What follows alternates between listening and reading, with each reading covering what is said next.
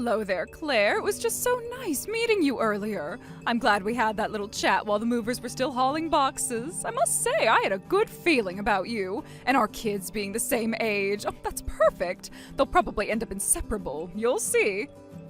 Thanks, Vanessa. I really appreciate you stopping by earlier. Today was a bit of a whirlwind, but it was nice to meet a neighbor right away. Just so you know, we'll only be here for about a year. Our new house is still being built, so this is a temporary stay until it's finished. Oh, I see. Well, in that case, all the more reason to make sure you're making the right connections. Around here, there's a bit of a rhythm to things. A lot of company families live in the area, you know. People expect a full round of greetings, not just a couple handshakes either. I mean everyone.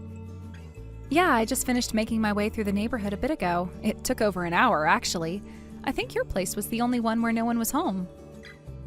Oh, that explains it. I knew you must have been going around. That's good. First impressions mean everything around here. Some people figure it out too late, and it's not pretty. Speaking of impressions, I actually have a little favor to ask. Just something small between neighbors. Okay.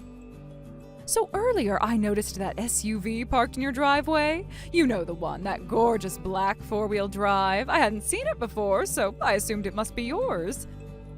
Yes, that's ours. My husband and I just started using it again this week. Perfect! That's actually just what I needed. I've been planning a little weekend getaway with a few of the other wives. Bit of a retreat. We've done it for years. We always rotate who drives, but this time our usual ride's in the shop. Anyway, when I saw that beautiful SUV sitting there, I just thought, what luck! It's almost like you moved in just for me, Claire. Yeah, I'm sorry, but I don't think we're comfortable lending it out. The insurance only covers household drivers, so it'd be a problem if anything happened. Oh, please, nothing's going to happen. I've been driving longer than some people in this neighborhood have been alive. I'm careful. Besides, you can't seriously think I'm going to wreck it or something. It's not about that. It's just a personal boundary, and we did just meet today, so... That's why you should say yes. You're new, and this would be a great way to show you're open to building trust. Honestly, I'm surprised you'd hesitate over something so minor. I'd really like to get to know everyone, but maybe there's a more comfortable place to start, like taking the kids to the park or coffee sometime. So that's a no on the car? Wow. Okay, I see what this is. You're going to be that kind of neighbor. I don't mean to offend. It's just our family policy. I hope you understand. Do you even know who I am? My husband's the regional sales manager, the man half this street reports to. We've been here for 8 years. We practically built this neighborhood's social order from the ground up. I did hear he was in management when I introduced myself earlier. That's great. Congratulations to him. Oh, don't condescend. This isn't just about a car. Around here, we have a structure. People look to me because they know better, because they respect what my husband has earned. And when I ask for a simple favor, most people know better than to say no. I'm sorry, but that doesn't really change my answer. Well, let me make it simple since you seem to have trouble reading the room. I'll be by Saturday morning around 9. Just have the keys ready and fill the tank, please. I don't have time to deal with an empty tank before a long drive. I won't be handing over the keys, Vanessa. Excuse me? I said no, and I'd really appreciate if you respected that. Unbelievable. You show up out of nowhere, act like this is just any old neighborhood, and immediately start insulting the people who run the place? Let me make something crystal clear. Around here, I am the one people come to. I am the voice, the glue, the one who keeps everything running smoothly. And if you think you're going to come in here, ignore a simple request, and still be treated like an equal, think again. You will let me use that car. You don't have a say in the matter, period. What is the meaning of this, Claire? Where is the car? I told you I was going to use it on Saturday morning. You can't claim ignorance. I am standing in my driveway with 3 other women holding coolers, folding chairs, and enough groceries for a weekend in the woods. And yet the car we'll need to carry it all in, your SUV, is nowhere to be seen. Good morning, Vanessa. Sorry for the confusion, but I had to head into the company headquarters this morning. It came up late last night, so I left pretty early this morning. Excuse me? You took the car? You knew I needed it. And you knew that I had told you that I wasn't going to allow you to use it. Where even is headquarters? It can't possibly be that far. Oh, just come back and hand over the keys like you were supposed to. You don't know where HQ is? It's in the next city over. It takes a little over 90 minutes to get there, depending on traffic. Even if I left right now, you'd still be waiting an hour and a half. Then leave now, get in the car, drive back, and make this right. Or better yet, park the car and take the train like a normal person. I don't think that's a reasonable request. I'm already mid-commute. If it's urgent, it might be faster for you to rent something locally. There are plenty of weekend deals. Are you actually suggesting I rent a car while yours just sits on the freeway doing absolutely nothing for anyone but you? Vanessa, I am actively using the vehicle. It's not just sitting, it's transporting me to a work obligation. Claire, I don't think you understand how things work around here. You just denied a direct request from the person who essentially runs this neighborhood. I'm sorry, but I didn't realize this neighborhood had an official hierarchy. It does have a hierarchy, and I earned my position at the top. I lived here for years. I know everyone. I organize events, smooth over conflicts, make things pleasant, and when someone refuses to cooperate with me, especially a newcomer, it doesn't go unnoticed. I'm not trying to cause conflict, Vanessa. I'm just trying to get to work. Don't try to dress this up as professionalism. You are nothing but an insubordinate little brat. You're not just snubbing me, you're disrespecting everything I've built here.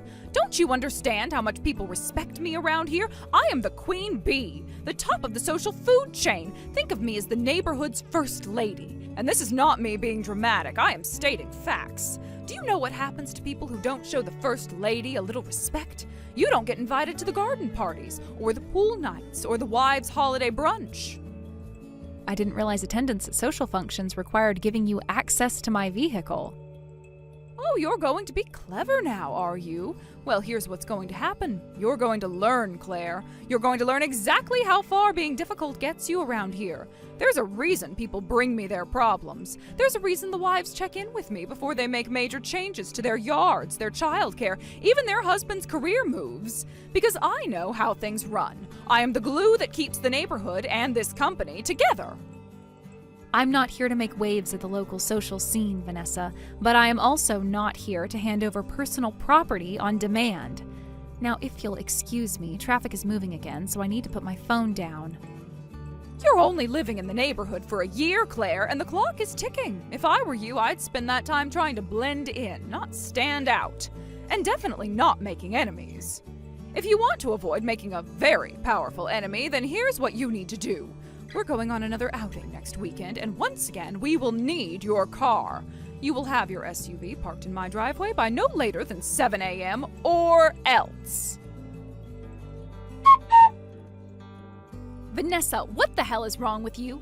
You just yanked the keys out of my hand and drove off with my SUV. This isn't borrowing, and there is no room for you to claim this was a misunderstanding. This is grand theft auto, at the very least.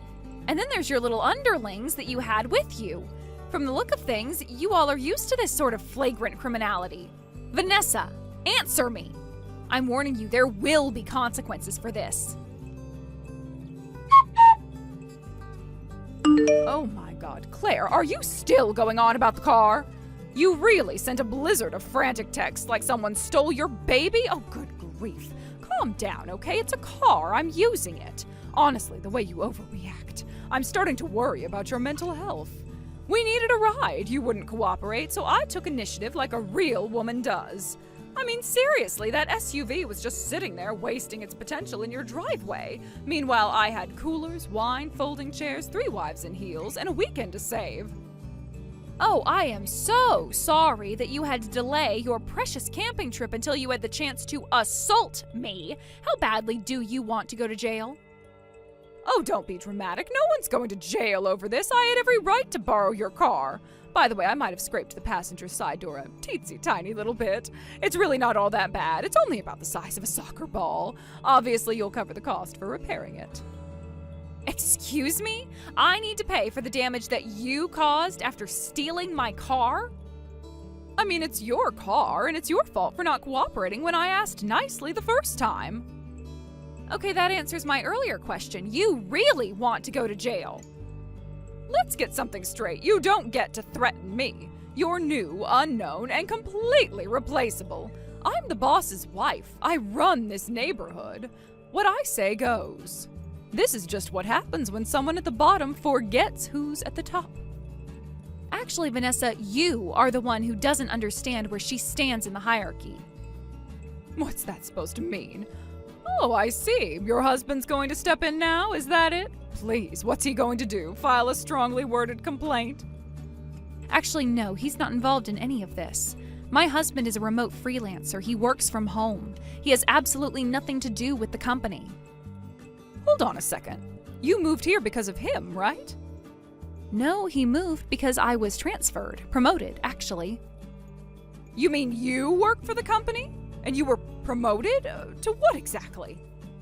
Head of sales. I run the department your husband works in.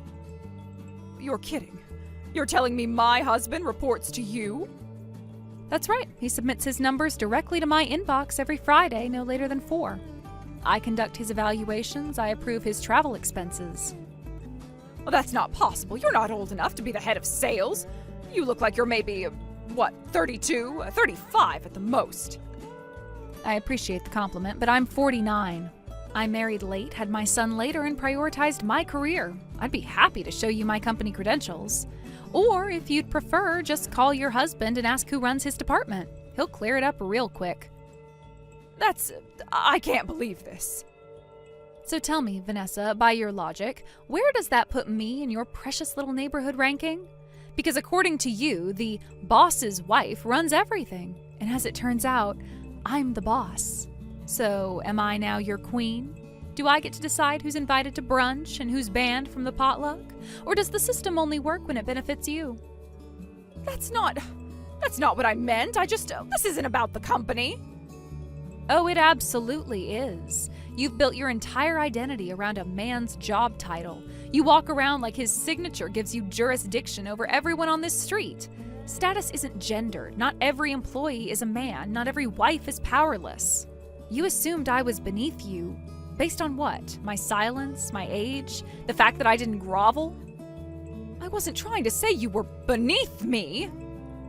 You used your husband's position to bully neighbors. You stole my car and damaged it in the process. Then you tried to shame me for speaking up. You don't run this neighborhood, you just shout the loudest and hope no one challenges you. Well, challenge accepted. We don't have to make this about challenges or anything. Shut your mouth, Vanessa. Let me tell you what's going to happen next.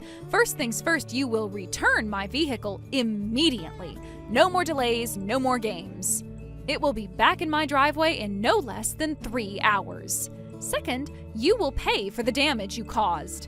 I'll send the repair invoice directly to you, and I expect it to be handled without complaint. There will be no haggling over the price of the repair either. Whatever the mechanic says is what you pay.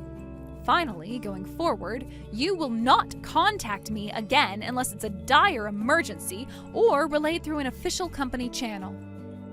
Claire, wait, please. Let's just talk about this, all right? Woman to woman.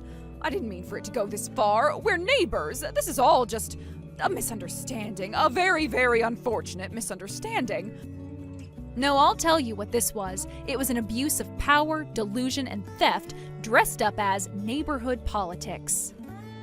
I panicked, okay? I thought you were just an ordinary wife of an ordinary employee. I didn't know who you were. And now you do. I tolerated your behavior out of courtesy, professional, social, and personal. That courtesy is now gone, and it is not coming back anytime soon. Oh, please, Claire, can't we just put this behind us? I'll return the car, I'll clean it, I'll do whatever you need. Just don't escalate this. Well, you should have thought of that before you laid hands on my keys. This was your only warning, Vanessa. You won't get another. Do I make myself clear? Yes, ma'am. Perfectly clear. The next morning, Vanessa's husband came to my door. No attitude, no excuses, just a quiet apology and a folded envelope with the payment for the repairs inside.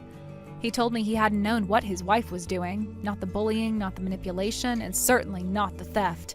He said he couldn't forgive her, not after she stole a car and then loaded their kids in the back seat. He filed for divorce and took custody of their children. Vanessa moved back to her parents' house, dragging a suitcase and whatever pride she had left.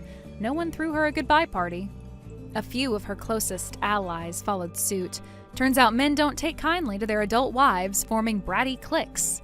It's a shame, really. Now that all of them are gone, this neighborhood is actually a pretty nice place. We even started attending local events and getting to know our other non-nuisance neighbors. It'll almost be hard to leave here once our house is finished. Thank you for watching. Please subscribe and hit the like button. See you next time.